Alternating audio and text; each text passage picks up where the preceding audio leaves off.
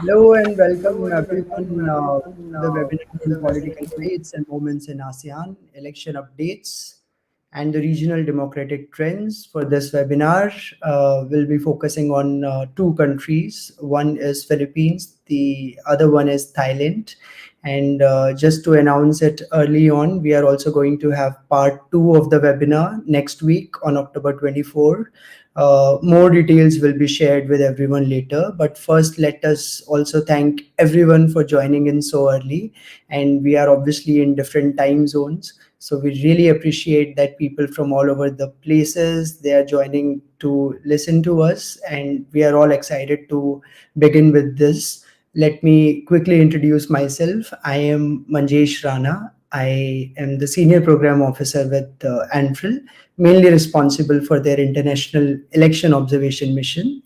And we have with us the Executive Director of ANFREL, Ms. Brisa Rosales. And before we formally open the program, I would like to invite Brisa to give welcome remarks and also formally introduce the event. So over to you, Brisa. Thank you. Thank you, Rana. Of course, good morning, everyone. Our distinguished guest, Prof. Duncan and Rilu, our partners locally and international, including the diplomatic community, especially with our partners coming from the Philippines and Thailand, our colleagues and friends across Asia. So, on behalf of the Asian Network for Free Elections, of course, it is my pleasure to welcome all of you to this important discussion on political rights and movements in ASEAN. And we are honored to be part, of course, of the ASEAN Peoples at the ASEAN 2025 initiative. So it is a coalition that has brought together more than 300 civil society organizations united by a shared vision of a people-centered ASEAN.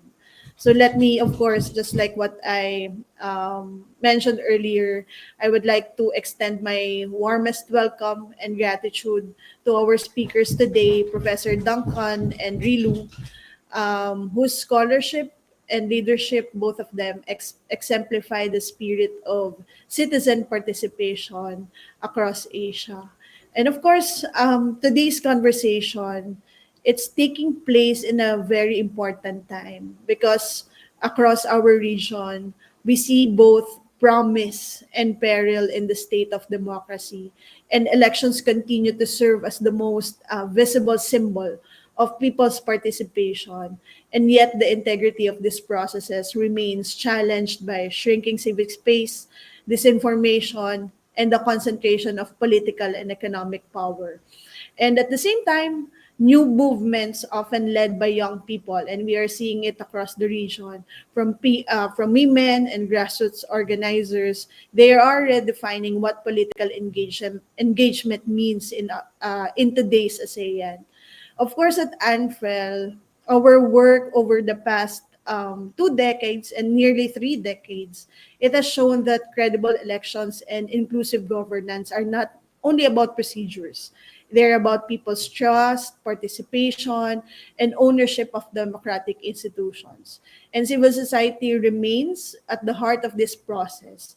And our partners across the region, from citizen observers to reform advocates, in demonstrate that democracy thrives when citizens can speak, organize, and demand accountability without fear. So as a ASEAN chart its path toward Vision 2045, of course, we must ask, how can we make political rights meaningful for all? And how can institutions and citizens work hand in hand to ensure that democracy is not merely electoral, but participatory and responsive? So, of course, to formally open this webinar, of course, this webinar is an opportunity to for everyone to reflect, to exchange, and collectively reimagine the role of civil society and political movements in sustaining democracy in our region. So it is also a celebration of shared commitment.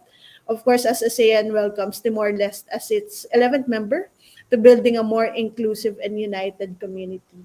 So thank you for joining us today, and I look forward to an engaging and forward-looking discussion. So back to you, Rana. Thank you, Breeza, and a warm welcome once again to all the participants. So, Breeza has actually set the stage for this whole discussion. In the first session, we focus on democratic trends, electoral developments, and civic engagements in two important key ASEAN member states. One is Philippines, with a spotlight on the evolving transition in Bangsmaro, that is BAM, and the second one is Thailand, where recent political changes have raised important questions about institutional stability as well as reforms. So, we are here not just to track what's happening, but also to make sense and to reflect on the broader regional implications and how, on our part, the civil society can respond with resilience and resolve, which Breeza also highlighted as something which is most important for all of us. So before we begin, let me also mention that we also have the part two, which will be followed after this, after a week, probably at the same time. That webinar will take place on 24th of October. It will be moderated by John, our senior program officer, and will feature updates from three countries, Timor-Leste, Malaysia, and Indonesia. So again, that will also offer unique lessons in post-conflict democracy and coalition governance and civic mobilization. And once again, to stress this, this is something that is going through all over Asia, and this is something which is common. A lot is happening around the region, and we are here to reflect on the same. We have two amazing speakers with us, so let's begin today's conversation. Let me also introduce both our amazing speakers one by one. So, first from the Philippines, not actually from the Philippines, she is from Maldives, but she'll be talking about BAM region. Why? Because she also served as the electoral analyst along with me for our pre election assessment mission that we recently held in BAM in September. So, Ms. Rilvina is a seasoned governance and development expert with over 20 years of experience across anti corruption, legislative reform, and civic empowerment. She previously served as executive director of Transparency Maldives and is a current member of Executive Council of ANFREL. So today she will be sharing key findings from our pre-election assessment mission in the Bangsmaro Autonomous Region in Muslim Mindanao, that is BAM, an historic parliamentary transition now impacted by electoral postponement because the elections have now been postponed from October to probably March, and then sectoral accreditation challenges and the broader questions surrounding it, including institutional readiness and inclusion. So, welcome, Rilvina. And next we have from Thailand, Professor Duncan McCargo. Again, a huge name. Professor McCargo is globally respected political scientist and Southeast Asian specialist. He is currently Professor of Global Affairs at Nanyang Technological University in Singapore, and also the author of numerous acclaimed books, including Tearing Apart the Land and Future Forward.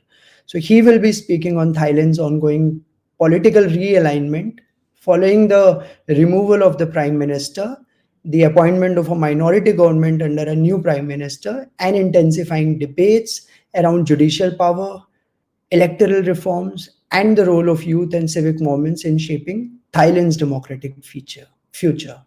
So, welcome both of you, Professor Duncan McCargo and Ms. Asia Trilvina. So, first we begin with key insights from ANFREL's pre-election assessment mission. So, we'll begin with Ms. Asia Trilvina. And I can see you on the screen, Rilvina. Are you still with us?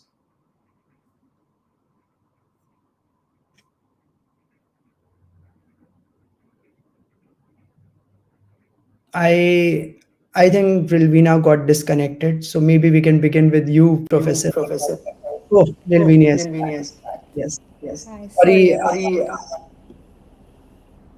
fondly call you. Are we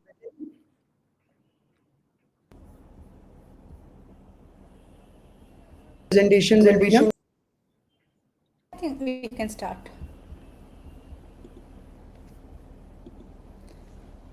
I can't hear you.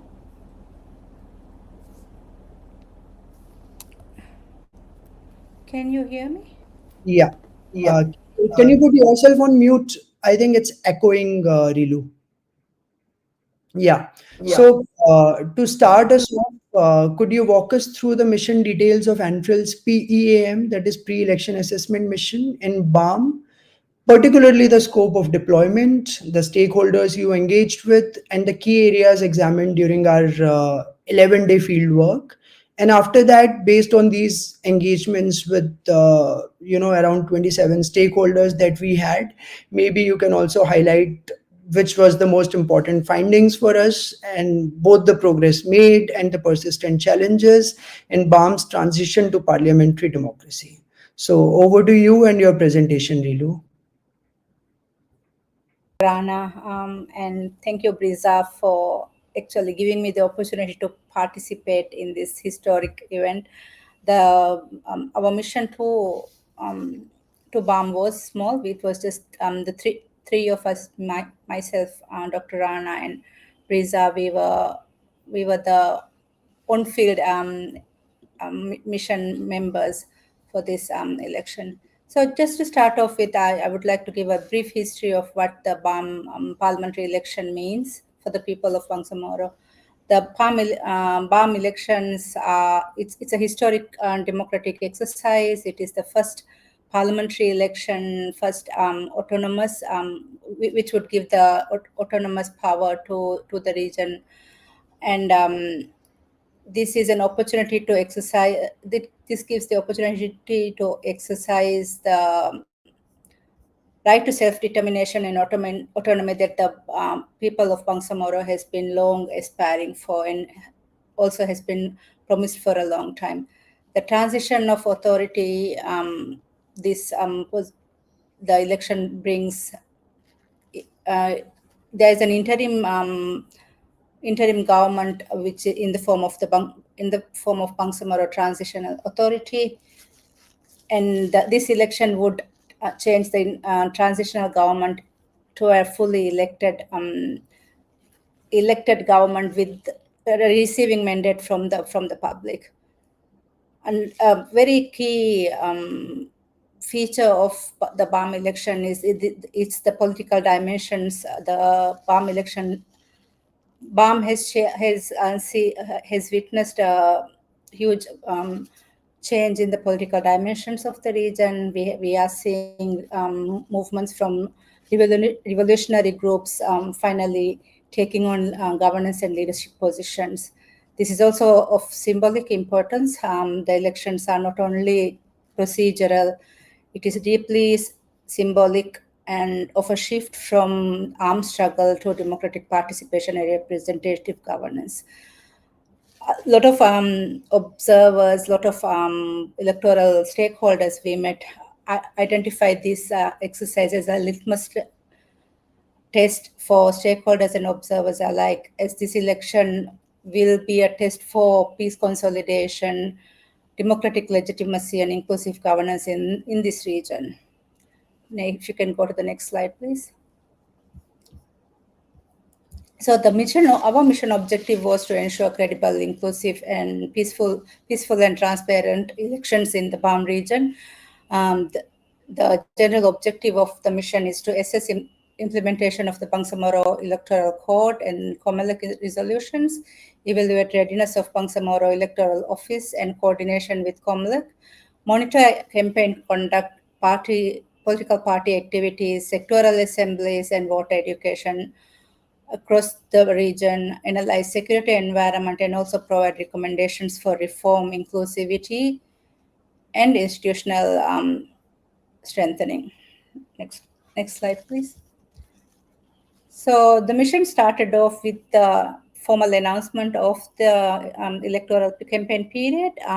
So the initial leg included desk reviews and the mission management team meetings, high-level stakeholders.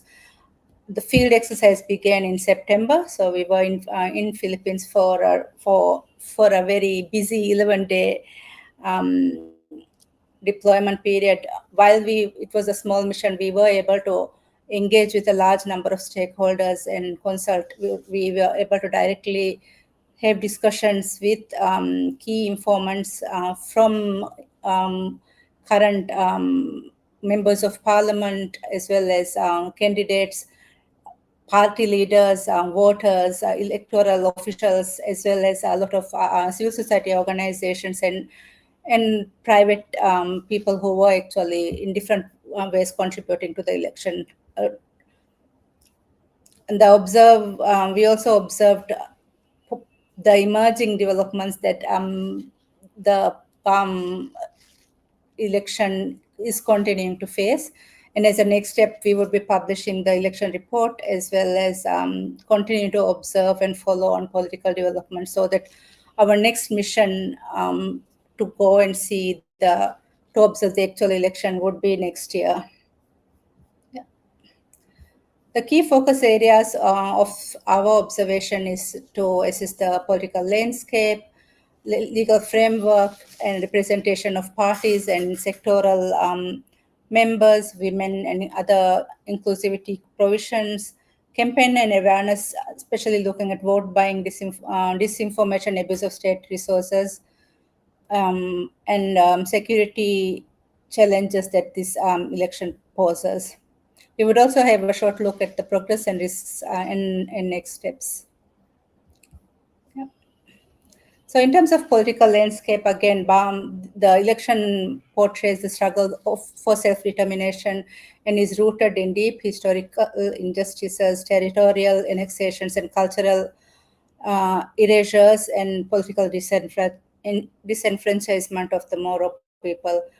The current day peace negotiations is led by the Moro Islamic Liberation Fund, and it has borrowed lessons from the previous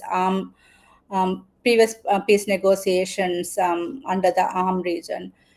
And for the first time, the current peace negotiations recognizes the Moro identity and has given them the is responding to their struggles for self-determination. The comprehensive agreement of the Bangsamoro, known as CAB, formally recognized their identity and the right to self-governance and laid out the groundwork for the Bangsamoro Organic Law. This was ratified in 2019 with the formation of the PAM region. The Bangsamoro Transitional Authority is the interim government until democratic elections can be held. And this is something that the entire BAM region people, stakeholders are anxiously awaiting for. Next slide, please. The BAM's legal and institutional design allows for a unique blend of national and constitutional oversight, with regional specificities included, and parliamentary system of governance with both executives and I think I'm on another slide. Yeah, as Rana previously mentioned, the BAM legislative framework continues to face constitutionality challenges, including a denied bid to declare the Bangsamoro Organic Law unconstitutional, the removal of a key territory, Sulu, which has very strong identical linkages to the region. The MILF-led transition government has supported the trajectory from revolutionaries to governance leaders, and later appointments to the Bangsamoro Transitional Authority has included other revolutionary leaders, including MNLF and sectoral representatives. So the institution building of BAM was inclusive, especially for minority groups and MIL, the revolutionary-led groups. However, political dynasties and clans continue to influence politics in the region, and they dominate regional resources and territories. Across the board, all the stakeholders we engaged with had high aspirations to see the elections coming to a reality. And despite legislative challenges, the people were actually ready to go out and vote and have the opportunity to elect their own leaders. Yeah, next slide, please. So in terms of legislative framework, the laws are in place, the institutions are ready. They have been preparing for this election for almost since 2022. In many ways, the BAM government and BAM region has been preparing for election. So in terms of legislative framework, the BAM legislative structure provides for a unique region-led, region-informed governance system.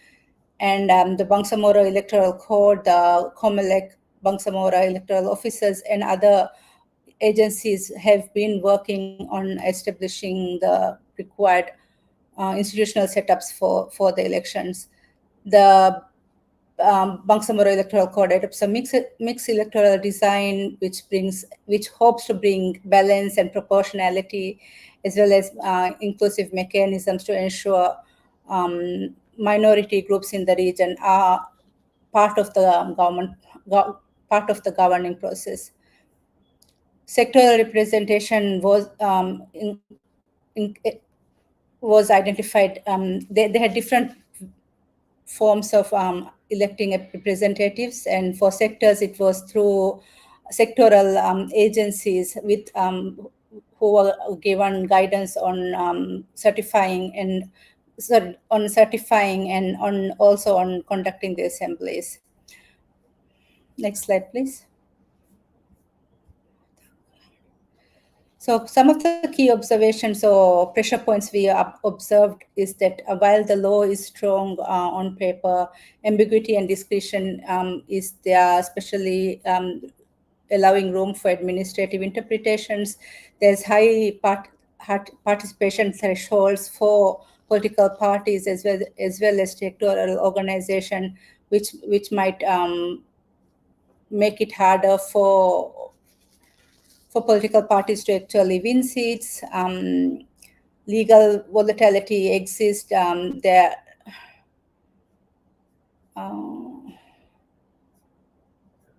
Sorry.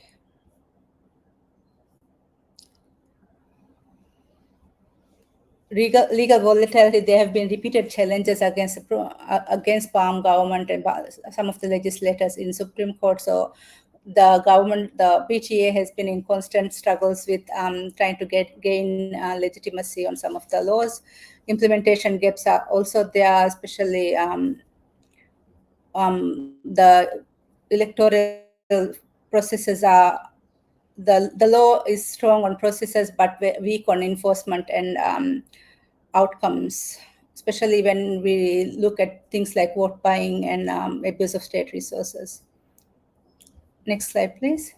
So in terms of political party representations, because the law is structured in a way that encourages multi-sectoral representation, we observe the emergence of diverse regional political parties representing revolutionary fronts, clan-based politics, as well as issue-oriented parties. There was strong interest among regional political parties to participate in this democratic exercise. And 7 regional political parties were on the ballot list, and over 16 political parties actually applied for accreditation. One of the biggest weakness or one of the technical challenges that we identified was the accreditation rejections were high, and some of the reasons was because of the high membership requirements and technical requirements, which made it harder for newer emerging political parties, especially rights-based parties, to gain accreditation. Access to political party finance was another thing that parties found difficult. So this restricted their party activities, including campaign financing. Including campaigning and other party-related activities. The BAM also introduced an anti-dynasty provision within their electoral code as well as in their local governance code, which was welcomed by new and emerging parties, but was criticized by traditional politicians. The internal democracies within the parties was also weak, while some of the leading parties like United Bangsamoro Justice Party and the BAM Grand Coalition are trying to be more inclusive. Um, our discussions with stakeholders found that personalities still tend to dictate party dynamics. Next slide, please. In terms of inclusivity and sectoral diversity, the law is there, which provides for, which has for the first time provided gender quota for party nominations, as well as sectoral reserve seats for minority sectors. But what we all again found here was while the law is clear on the intention of provision, this did not translate in reality. Party lists, all the parties they met the nomination criteria, but very few parties had women on placed on positions where they could actually win seats. And this was the same with the sectoral organization. Over 1,600 sectoral organization applied for accreditation, but only maybe a third of the organizations were able to get accreditations. We were not able to observe any of the assemblies because sectoral organizations agencies were actually planning for the assemblies when we were there, and they were still waiting for the guidelines to be finalized. So we were unable to observe any of the accreditation, any of the assemblies, and eventually with the temporary restraining order from Supreme Court, all of the activities were on hold. So looking at inclusivity and diversity, again, cultural and systemic gaps persists, and indigenous groups appear to be facing layered challenges, and both sectoral seats and gender quotas appear largely symbolic and tokenistic. Next, please. So in terms of recommendations, we feel even a lot of the party members we met felt that placement rules are necessary to enforce these gender quotas, and there also needs to be clear enforcement mechanisms and avenues for civil society organizations and COMELEC to actually um, observe the enforcement. We also identified a need to strengthen institutional support for sectoral organizations. So certifying that, and there were some allegations that because the sectoral agencies belong to the incumbent government, party sectoral groups representing the incumbent had more favor when it came to actually getting accreditations. So capacity building of women and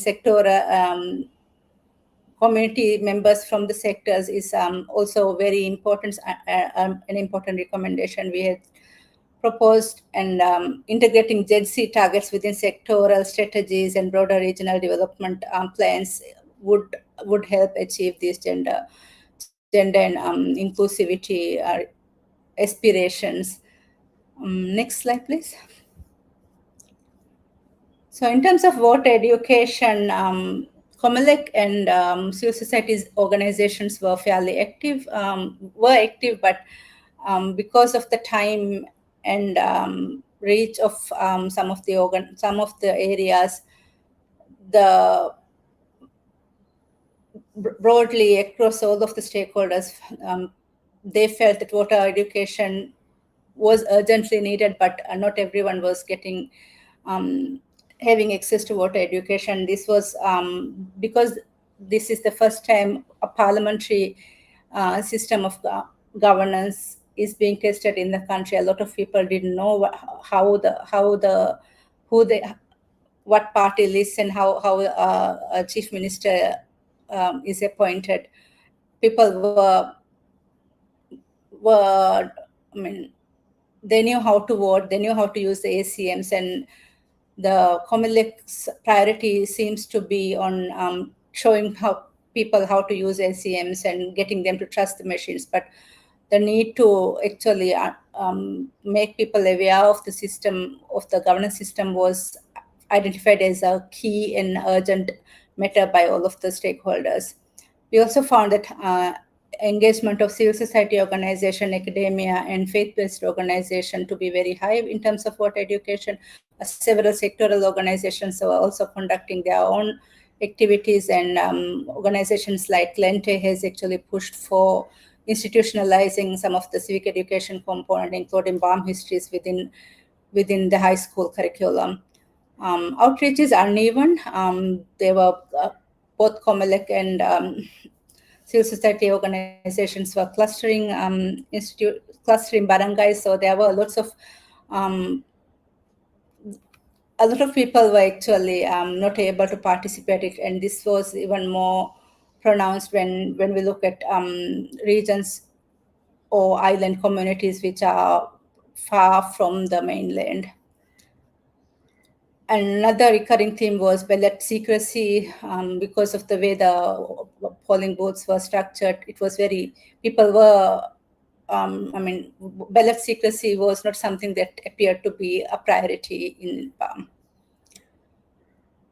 In terms of recommendations, outreach and expansion, we feel that not enough is being done. Language and access, because BAM represents diverse language and ethnic groups. Ballot secrecy, there needs to be better structure within polling stations to ensure ballot secrecy. Content and depth of the current voter education programs need to move from how to vote to why we are voting, who we are voting for, and targeted campaigns prioritizing women, farmers, youth, and remote communities, again, to make sure we don't leave anyone behind. Finally, strengthening coordination and transparency among complex civil societies and other actors in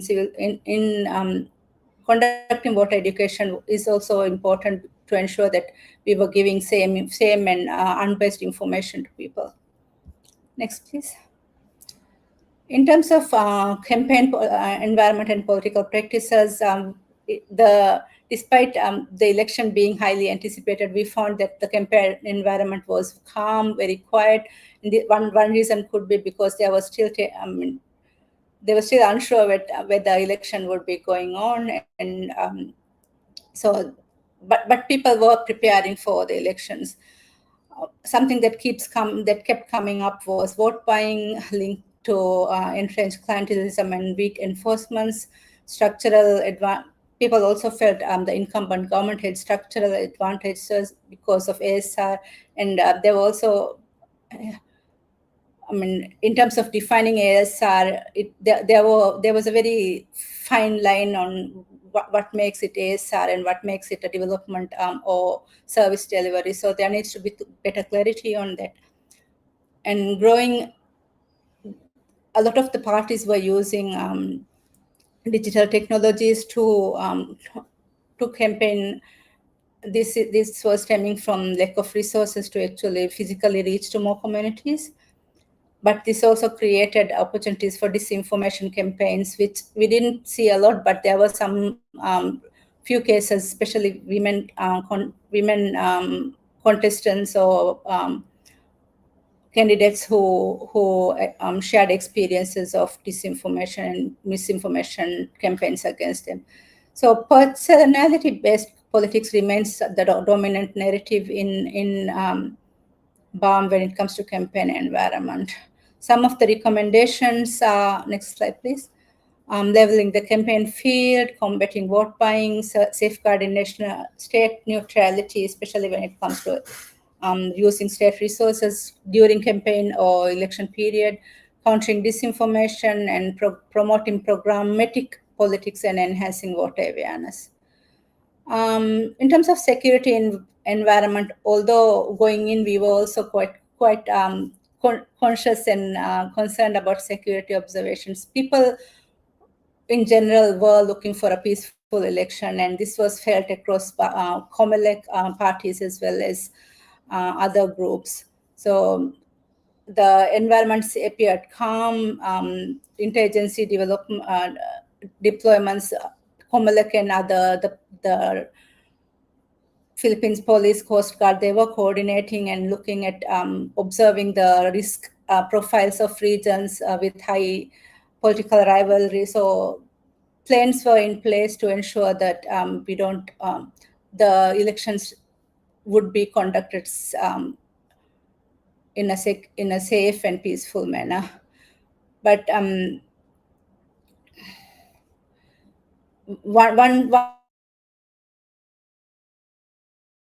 consolidating the transition a more durable and lasting peace was felt in the way that people were perceiving this election. Next slide, please. So in terms of recommendations on security aspects, keeping risk mapping transparent and up-to-date, standardizing enforcement measures, protecting ballot secrecy, which we felt was something very important, and again, harden island logistics, especially in hard-to-reach communities and more vulnerable or risky communities. Link peace pledges to actions. This was something that we saw happening. Faith-based groups were getting organized, getting mobilizing groups, and there were peace pledges linked with religious covenants. Coordinate. One thing that observers, the informants were also highlighting was that the need to decommission armed groups, and especially private armed groups, because there are still combatants who carry arms. So this was something that was on the mind of Comelec as well as parties. In terms of regional governance, Sulu's exclusion remains to be a sore point, and it has impacted impacted and delayed elections in BAM. It has also created frictions within the national government and within the ruling party, and MILF internal frictions have emerged, especially starting from the change in leadership, changing the chief minister. There are existing grievances of over mismanagement of funds, especially with allegations that funds and resources are being prioritized for the mainland. So there are outer communities or island provinces which feel that there is some level of consolidation of resources within in the mainland. Delays in achieving transitional justice, including the distribution of peace dividends, is another thing that plays into the regional governance. And despite elections being delayed twice, and there was talk of another delay, people were still willing and hoping that they would be given the opportunity to go and elect their own leaders.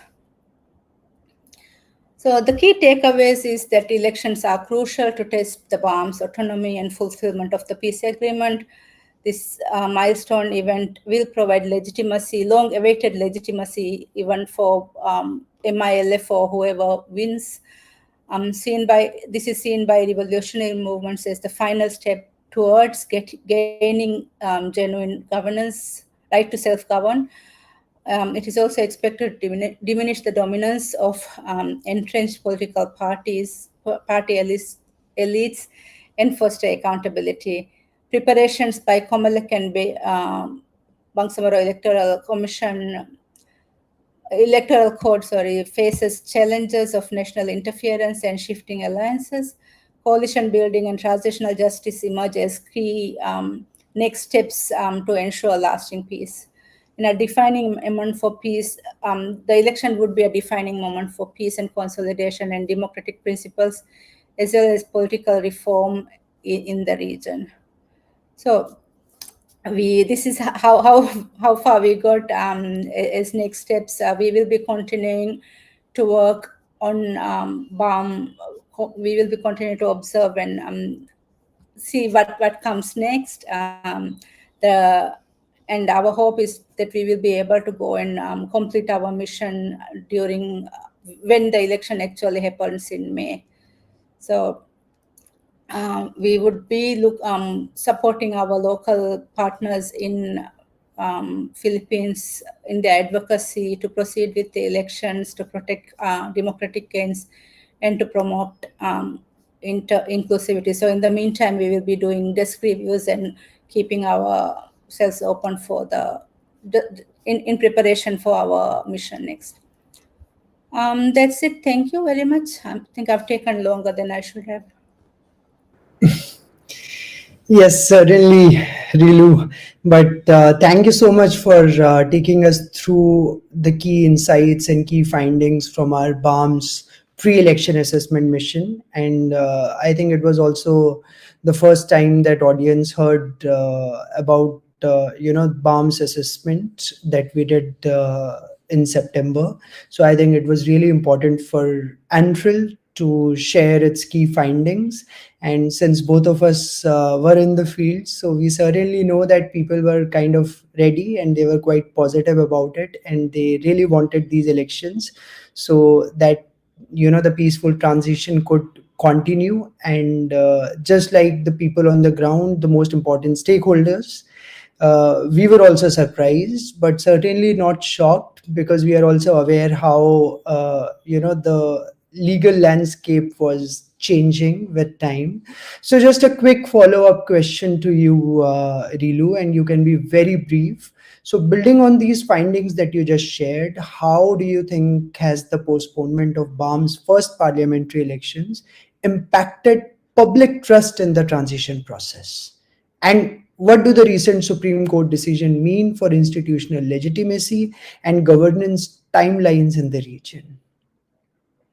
I think the way civil society organizations in BAM responded to the Supreme Court rulings, there were very strong positions taken by civil society organizations, rights groups, as well as other partners in the peace negotiation process. There is definitely there will be a deficit in trust because this keeps happening, and this time around it was only 2 weeks before the election actually was supposed to happen, and from the many discussions we had with voters were not sure whether the election would go ahead, but party members, candidates, and even Komilak and others, they were very sure that the elections would happen. And I think a common theme that we got was, if election doesn't happen, it could be because the national government doesn't want it. So this could again create more friction between the national government and the regional government, and whether there is true intent of giving this autonomy. So it's very important that we proceed with the elections, give people the right to suffrage, to elect their own leaders. So in terms of legitimacy, it does undermine the years of peace negotiations, peace developments we have had. So, and there were rights groups which were fighting. This was only 7 seats out of the 80. We could have still gone ahead with the 80, and it just delays the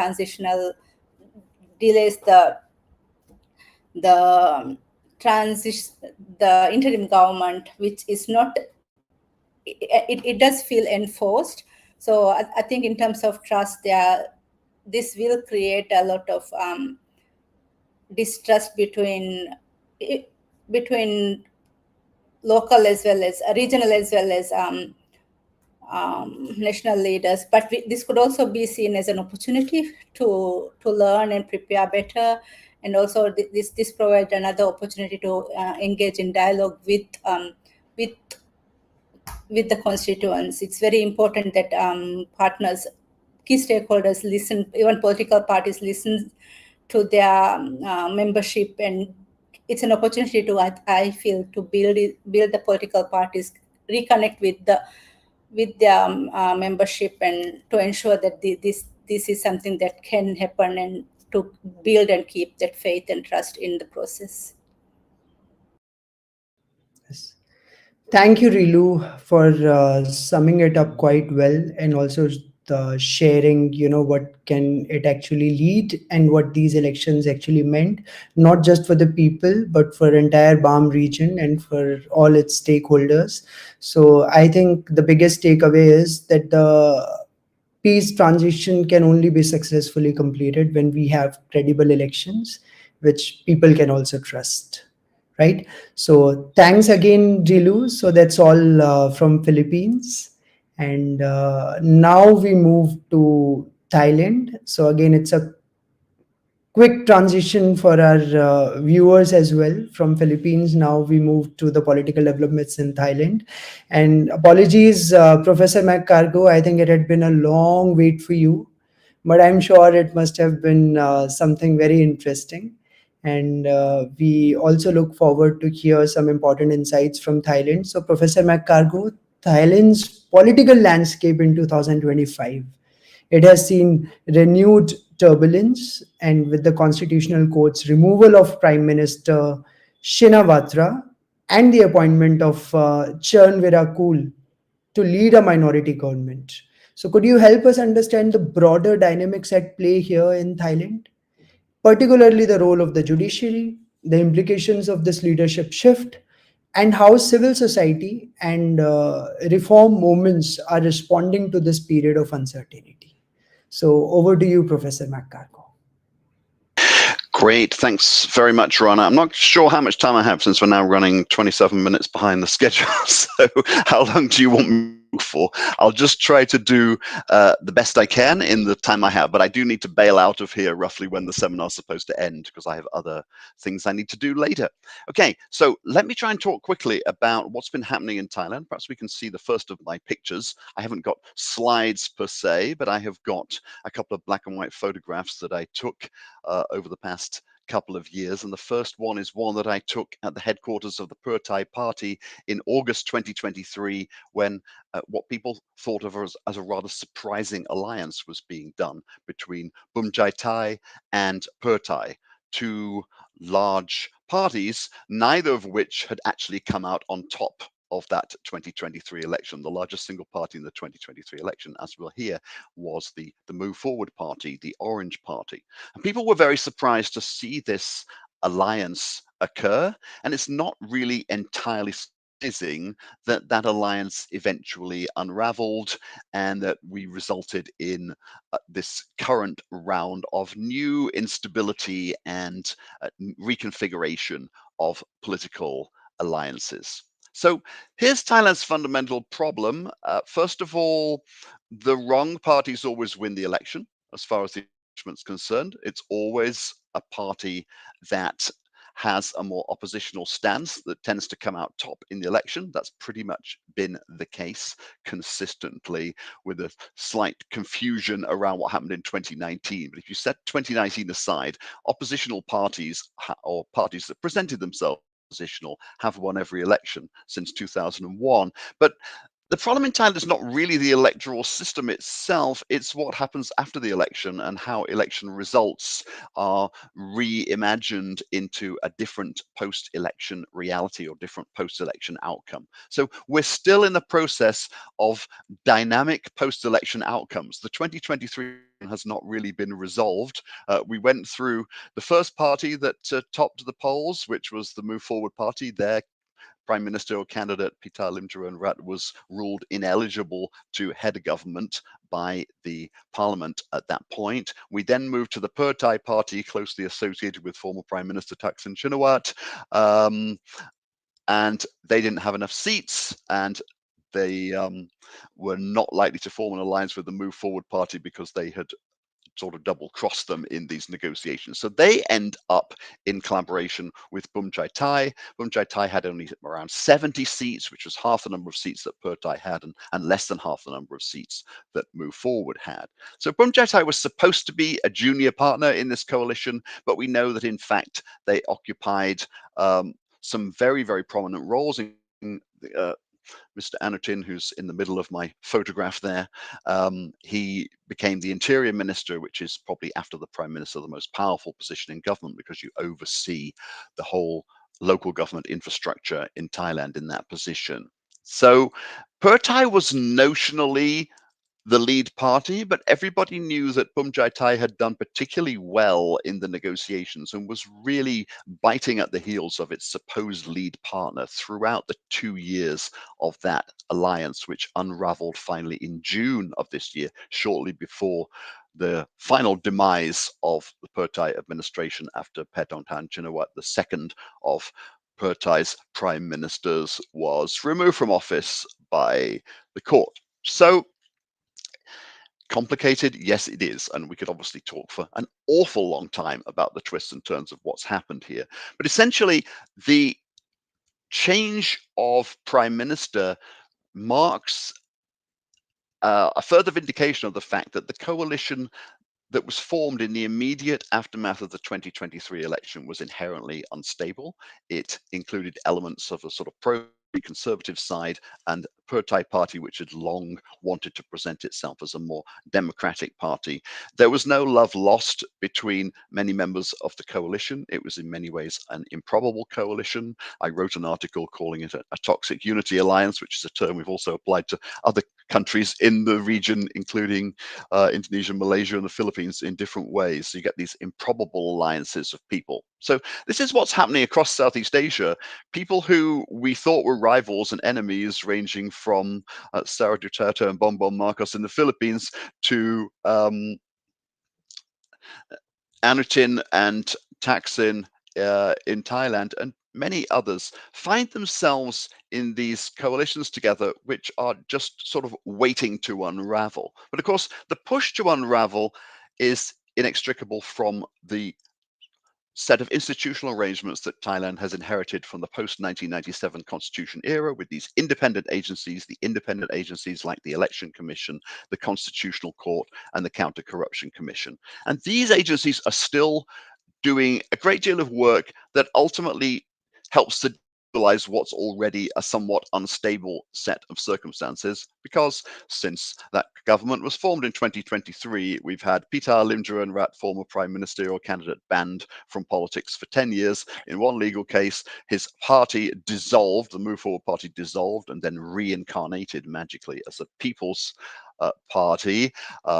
Last year, we have Seta Tawisin, the first prime minister government, removed from office by the courts, and then we have Petongtan Shinawat removed from office by the courts. So these post-election problems are persistent, and they're obviously the reason why on the progressive side, the reformist side, there's a constant clamor for something to be done to stabilize this system. Nevertheless, these instabilities are clearly serving the purposes of those who are hostile to the objectives of parties like the various orange parties, Future Forward, Move Forward, and the People's Party, and indeed hostile to the old Pertai party and the red movement that represented. So where are we going next? Maybe we can have my second slide. Here is Pitar when I was interviewing him at Parliament last year. Obviously, people have different views of Pitar, but he's undoubtedly one of the most charismatic, one of the most impressive young leaders to emerge in Southeast Asia. And many people I meet around Southeast Asia keep saying to me, I wish we had someone like Pitar in country X, our country, because we haven't got someone like this who got so close to becoming prime minister as he did, right? So represents in many ways the challenge to that politics of dodgy deal making, if you like, the problematic alliances that affect both Thailand and many other countries in the region, because he, rightly or wrongly, seems to many people to epitomize a progressive politics led by younger people with strong attraction to Gen Z and below, and a willingness to speak truth to power, to call out things like the dominance of the military, to question the lèse-majesté law in Thailand and so on, to say these very provocative things.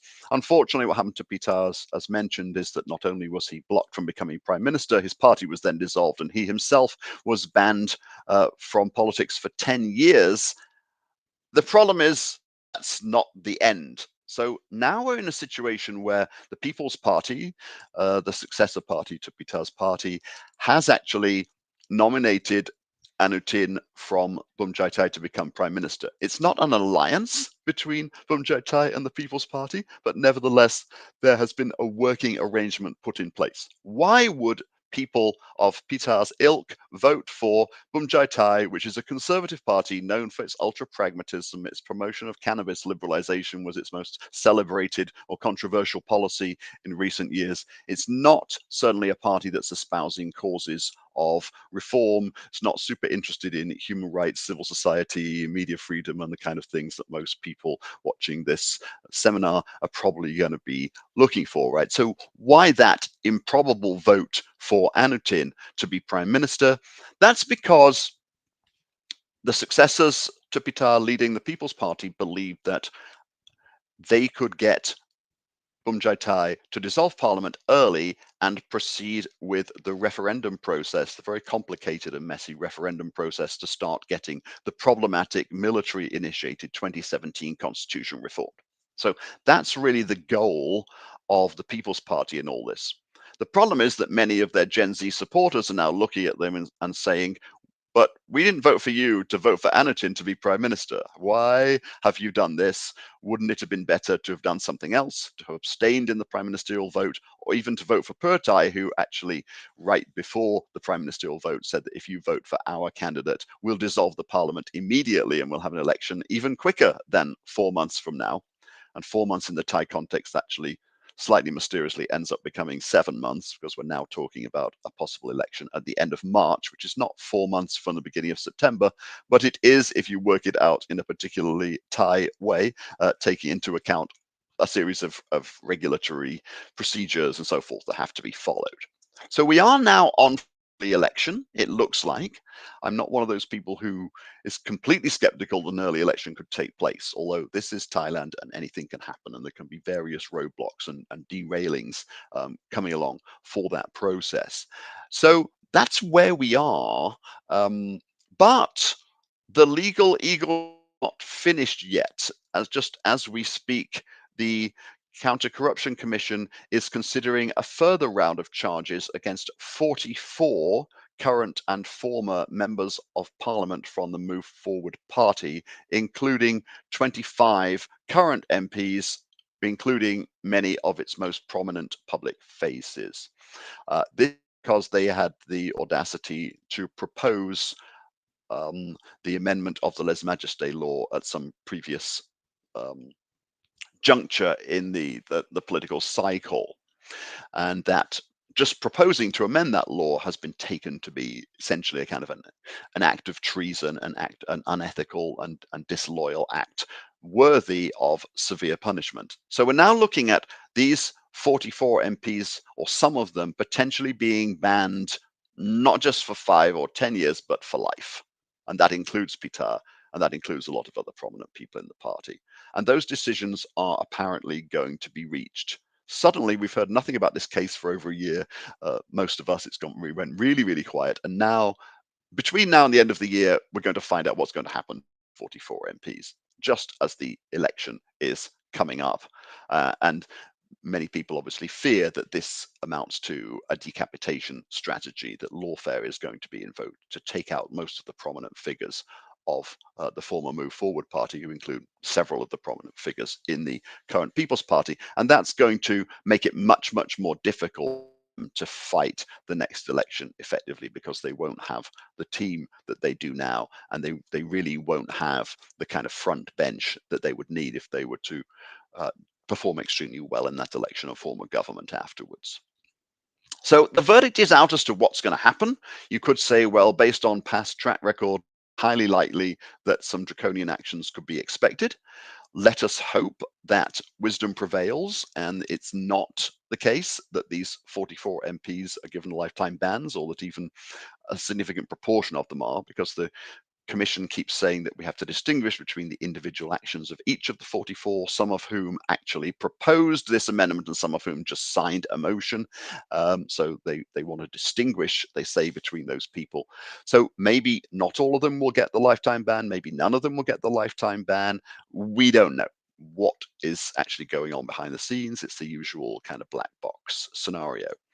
So the early election is possible. The election should, in theory, go hand in hand with a referendum, which would then allow the process of reforming the constitution to start.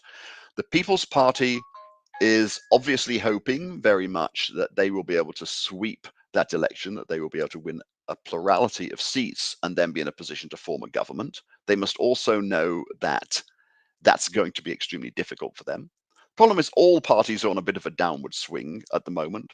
I has never been really an electorally popular party, except in certain areas of the country. It doesn't have mass popularity as reflected in the party list vote. They only got 3 party list seats, which means they got 3% of the party list vote last time, which means 97% of voters voted for parties other than Bumjai Thai. So it's ironic that they're forming the government and nobody likes them as a party. Somebody likes the individual MPs, but they don't like Bumjai Thai as a party. It doesn't have the standing as a party that Purtai or Move Forward, or even the conservative royalist party aligned with former Prime Minister Prayut, the Rum Thai Sang Chart United Thai Nation Party. They were much more popular in the party list. So Bumjai Thai's got a popularity problem to begin with.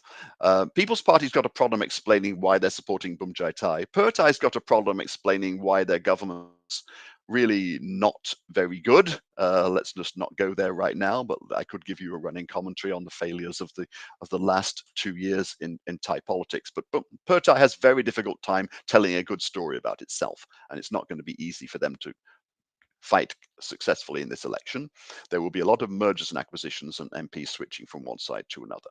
So, it's unlikely that the People's Party would be in a position to form the government single-handedly, and therefore they may be back in the world of coalition politics and having to decide whether they actually want not just to support Anutin for Prime Minister in that kind of one-off vote, but whether they would be willing to go into a government coalition with a party like Bumjai Thai, which seems to represent very different values, presumably on the basis that Bumjai Thai would have to promise to support their attempts to amend the constitution and to change the powers of some of those independent agencies that have been exercising these recurrent vetoes that have been so disruptive to the cause of progressive politics in Thailand over the past X years. So that's the kind of calculation.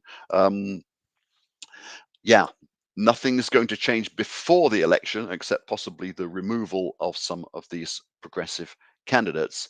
The big hope is that this time the election result will be so decisive that there won't be any way of changing the election result into a very, very different outcome afterwards. But we do have lots of examples of moments where election results did change into radically different outcomes subsequently. So we have to try to be optimistic and hope that this election will create an opportunity for more political space. It has to be said, there's only really one side of the politically that's likely to be very supportive of that space, and that's the orange parties in whatever form they're found. Of course, it is possible that new parties could be created. Typically, every Thai election has 1 or 2 new parties, but there isn't a great deal of time for a new party to build up an image, standing, and momentum, unless it's really just a rebranding of one of the older parties and can bring along some of the support base that those parties have.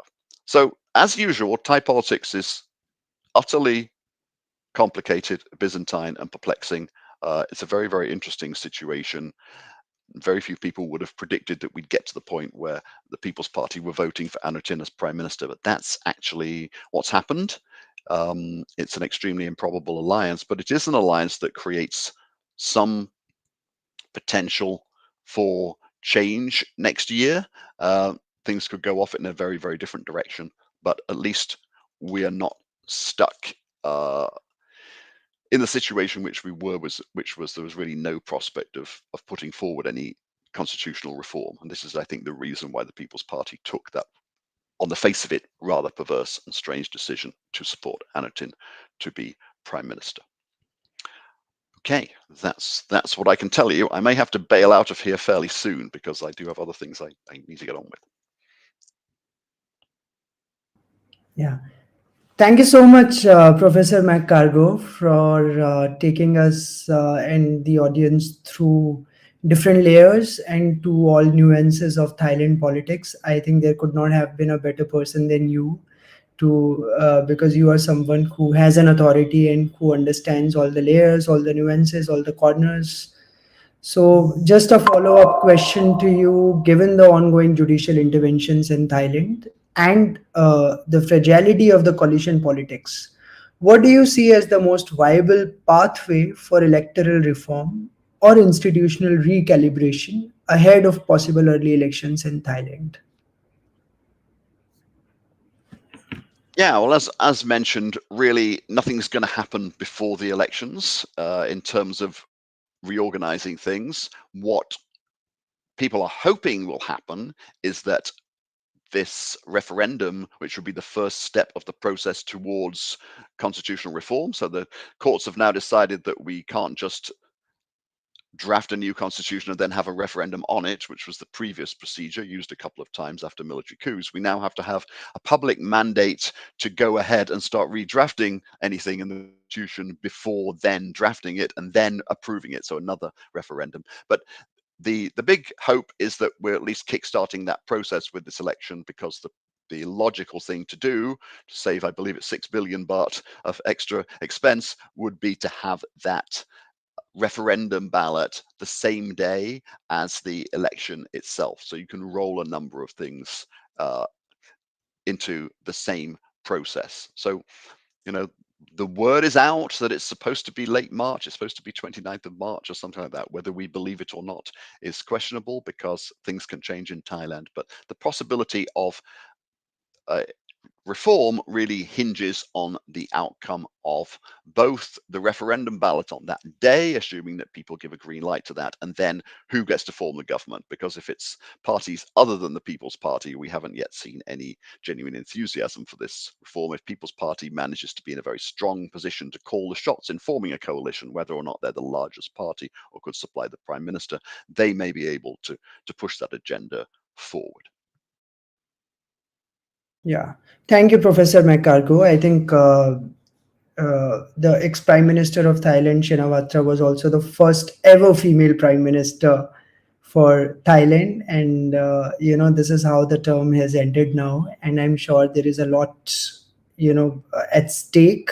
And a lot is actually going on behind the stage. And you have actually taken us through all the complications, all the complexities, and how things are taking place, both with regard to the coalition and both, at the level of judiciary and the other stakeholders.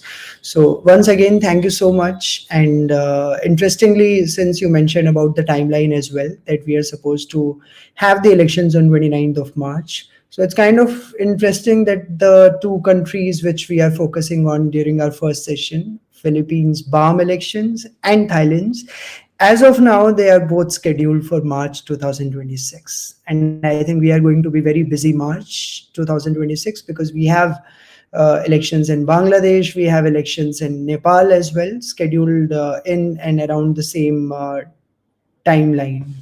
So I know that you have some commitment, Professor McCargo, but maybe if you can spare a couple of more minutes, I have some common questions to both of our speakers.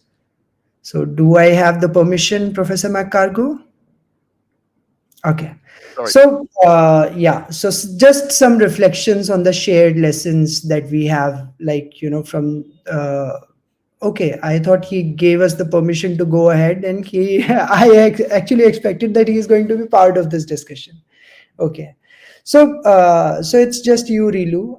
Maybe you can reflect a little more on just couple of these shared lessons. One is across ASEAN, we see both innovations as well as erosion in democratic reforms. So this is something which is common. So where do you see the greatest opportunities for civil society? And you have served civil society for a very long time, even as the executive director of Transparency Maldives. So who can be a better person to ask this question? So where do you see the greatest opportunities for civil society to anchor resilience over the next year? Thank you, Rana. I think when there's democratic change and transitions, often civil societies get a bigger kind of role to play in nation building. So this is something that we can actually capitalize in the Asian region while the region is turning corners and learning their own pathways. There are specific areas, digital and civic innovation is one area that civil societies have been leading in terms of um, kind of reaching out to more people, especially building people's trust on what democracy is, why democracies should survive, what it means for their future. Because when you see consistent and persistent challenges, democracy is not working, you are given a narrative that the alternative is better.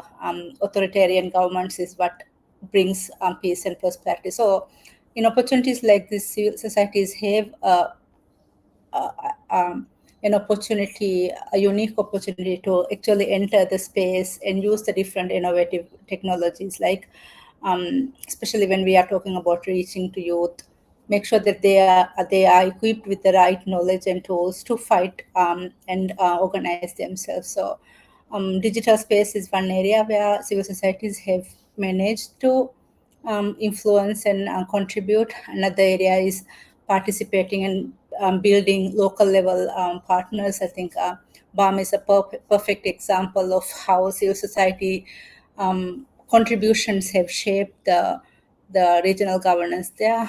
We observed Lente, one of our member organizations, taking a lead position in promoting civic education, again, sharing BAM's long cultural and historical stories with the younger generation. So these are opportunities that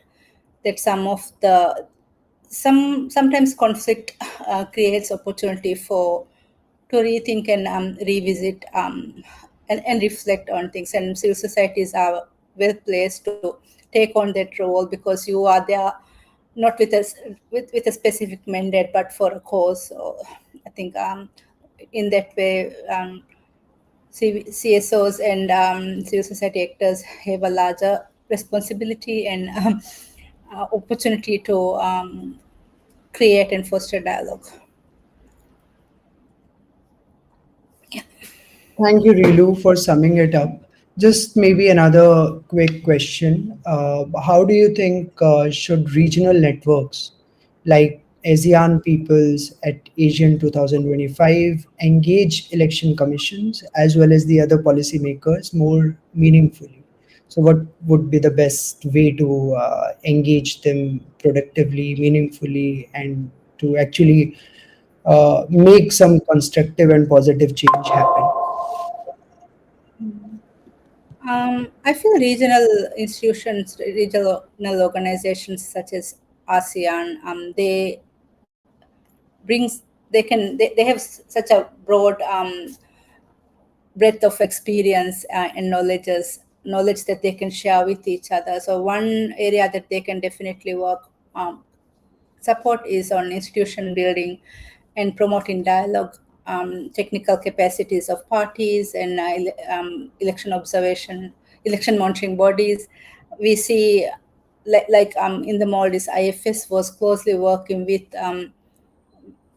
our election management bodies, and similarly, international partners with that experience and knowledge, and with that learnings can definitely help build institutions, especially institutions that are going through change, electoral reform, so that it provides them an opportunity to contribute and shape the legislative frameworks in these regions. And often we see um, local local bodies, they do tend to listen to international um, tend to recommendations from international agencies, and sometimes we do end up with this model law. So it's very important that institutions don't just get involved in the lawmaking process.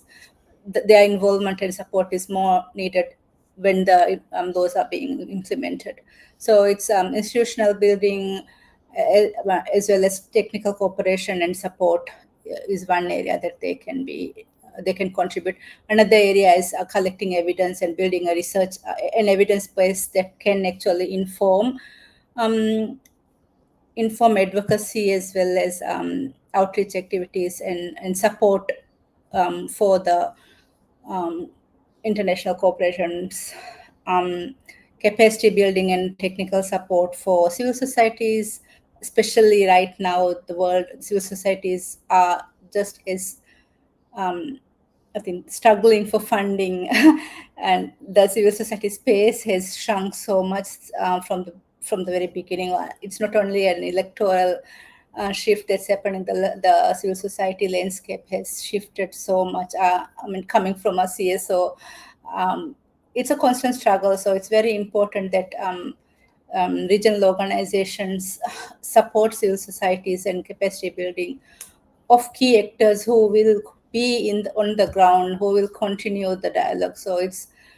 something that I have been very strongly advocating is we need local actors to do local works, and for us to do that work, we need support from regional bodies and civil societies who have the capacity to convene, bring experiences and knowledge from different from across the region.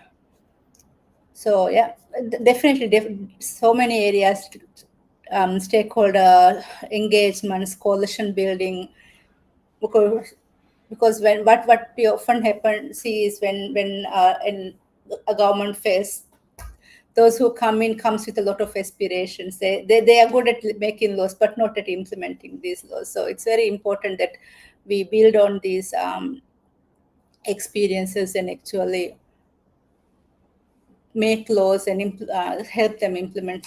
Enforcement is the biggest challenge, especially for smaller countries like us. We have very progressive laws, but when it comes to implementation, there aren't partners or experiences that election monitoring bodies or election management bodies or civil societies can actually look for. So in the current space, in the current democratic landscape across the world, across the region, as well as in ASEAN, I think the presence of these regional networks is very important. It gives faith, it supports, it empowers local organizations to continue with the work.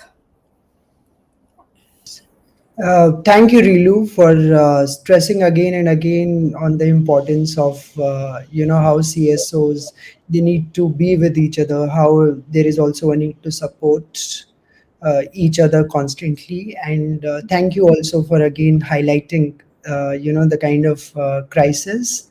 And this is something that is really important, because to really continue all these efforts, all the CSOs, they also need adequate amount of funds. So again, this is something that I also wanted to reiterate. And other than that, I think you rightly highlighted the need of having evidence with them, so that they can support their arguments, they can support their recommendations. So, and for that, just to add to what you said, I think it's also very important to strengthen the methodology part, how exactly they collect evidence, and again to make sure that it is something which is in alignment with all the international standards that we already have at place. So thanks again, Rilu, and thank you, everyone. Maybe I can discuss three important key takeaways that we have from this important conversation with Professor McCargo and Rilu. So first, credibility rests on certainty. So again, there is a need to have clear law, realistic timelines, and voter education that goes beyond ACMs, that is automated counting machines, in the context of Philippines, to explain party lists, districts, and government formation. So that is something which is the need of the hour, and maybe this additional time that we have, Comlec and all the important stakeholders, they can also use it to better educate the voters. And I think it's also important for us to finally have the elections. It's also important for the Bam people to complete this peace transition cycle, and this can only happen when there are credible elections. Second, institutions matter. As Professor Mark Cargo also highlighted, Thailand's judicialized politics and minority government highlight how constitutional design and enforcement can shape, not just reflect, democratic outcomes. So again, it's very important. Third and last, civil society remains the anchor, as it has also been highlighted by Rilu towards the end, from sectoral inclusion in BAM to reform coalitions in Thailand. So one thing is common, that is civil society remains as an anchor, and for credible elections, again, it all depends on vigilant CSOs, informed voters, and responsive election management bodies.